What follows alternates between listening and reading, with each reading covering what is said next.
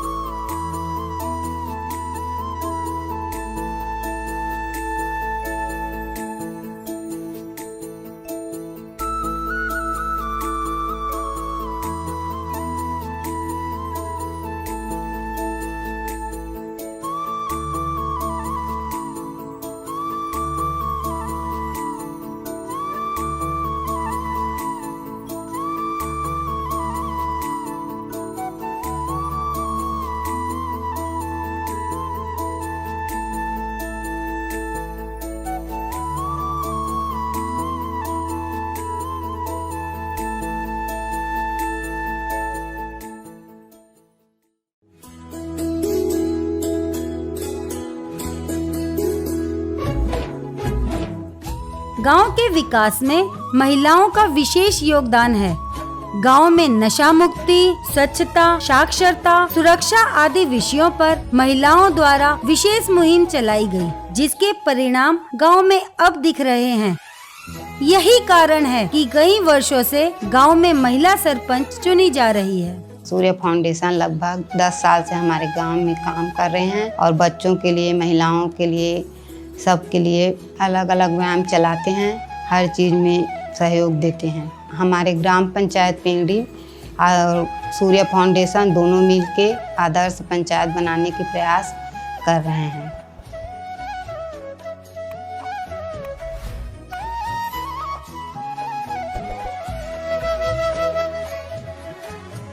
गांव में महिला स्वावलंबन की दिशा में स्वयं सहायता समूह बनाकर उन्हें सरकारी संस्थान विहान से जोड़ा गया और साथ ही हथकरघा प्रशिक्षण कराया गया। इससे लगभग 40 महिलाओं ने अपना स्वरोजगार शुरू किया।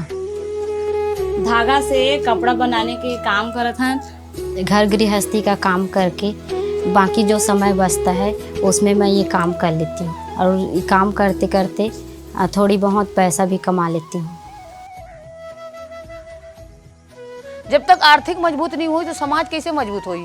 तो इस महिला मन एक संगठन में जोड़ना, किसान ला संगठन में जोड़ना, वृक्षारोपण जैसे है कार्यक्रम करके महिला मन की जो डर है वो डर ला भगा देना, मंच देना, ये हर जन के बस के बात नहीं है।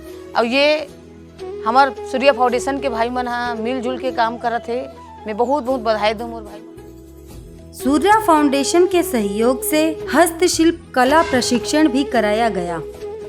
लगभग 70 से अधिक महिलाएं सूर्य सिलाई प्रशिक्षण केंद्र से सिलाई का कार्य सीख चुकी हैं। हम अग्रवाल सर को और एक बार बधाई देना चाहते हैं। हमें सिलाई सिखाकर अपना आत्मसम्मान बढ़ाने के लिए प्रोत्साहित किया।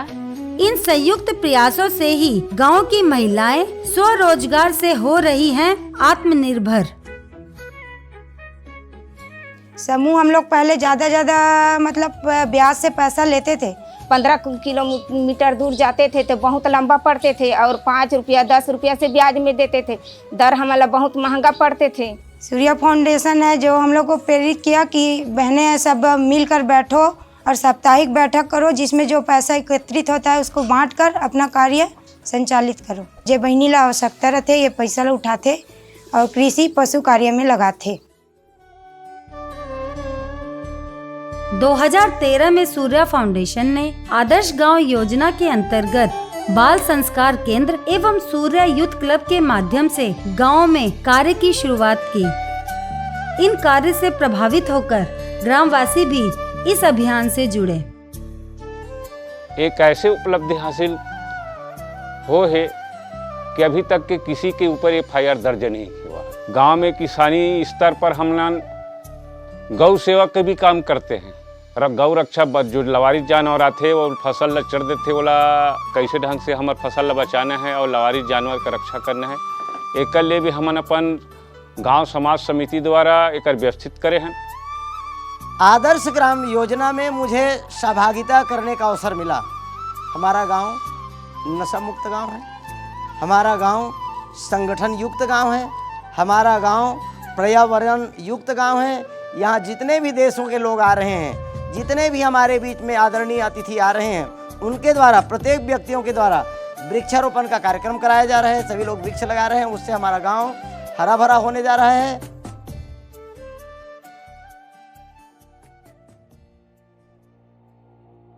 रसायन युक्त अन्न बिगड़ते स्वास्थ्य का एक मूल कारण है। ऐसे में जैविक कृषि वर्तमान समय की स्वास्थ्य समस्याओं को ठीक करने का रामबाण उपाय है।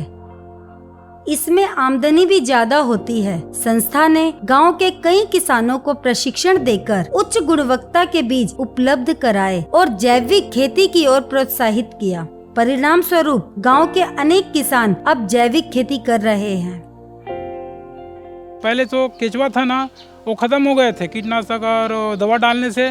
2019 में सूर्या फाउंडेशन के माध्यम से दिल्ली के नज़दीक झिंझोलिया ग्राम में ट्रेनिंग पर लेगिस, वहाँ से मैं ट्रेनिंग लेके अपन बाड़ी में सब्जी के उत्पादन जैविक तरीके से करा था। वो एमे मोला 2 प्रकार के फायदा होते। एक तो मोर आर्थिक स्थिति में सुधरी सबे और दूसर मोर शारीरिक स्थिति भी सुधरी से। हर साल अपन पोषण वाटिका घर में सब्जी लगाए बर उच्च किस्म के बीज हमला उपलब्ध कराते।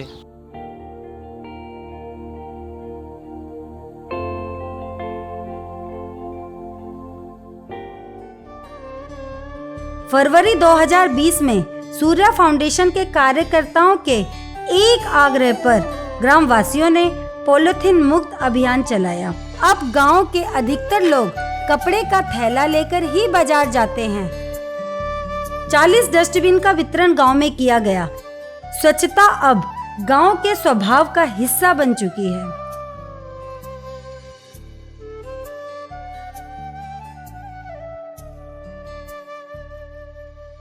जल से ही कल है। बढ़ते जल संकट को सही जल प्रबंधन से ही ठीक किया जा सकता है। संस्था के प्रयासों और गांव वासियों के सहयोग से गांव में 3 नए तालाबों का निर्माण हुआ है। साथ ही पुराने तालाबों का गहरीकरण भी किया गया है। नई नहरों का निर्माण हो जाने से सिंचाई हेतु जल की उपलब्धता भी बढ़ गई है। पेंड्री युवा साथियों को मैं बधाई देना चाहता हूँ, शुभकामनाएं देना चाहता हूँ। पेंड्री के विकास के लिए, आदर्श ग्राम बनाने के लिए उनकी योगदान, उनकी भूमिका विशेष कई वर्षों से उन लोगों का रहा है और मेरे से अपने गांव के विकास के लिए हमेशा तत्पर मांग करते रहे और बहुत गंभीरतापूर्वक इन लोगों का काम है। सूर्या फाउंडेशन के भाइयों को भी मैं शुभकामनाएं, बधाई देना चाहता हूं। और गांव में आपका शिक्षा के क्षेत्र पे, पर्यावरण के क्षेत्र पे, विकास के क्षेत्र में आपका भूमिका विगत कई वर्षों से आपका रहा है और जिसका स्वरूप भी दिखने को मिल रहा है। ऐसे अदृश्य शक्ति के रूप में सूर्या फाउंडेशन को मैं पुनः बधाई देते हुए उनके साथियों को कि ऐसी अमिट छाप अन्य क्षेत्रों में भी उनका योगदान रहे।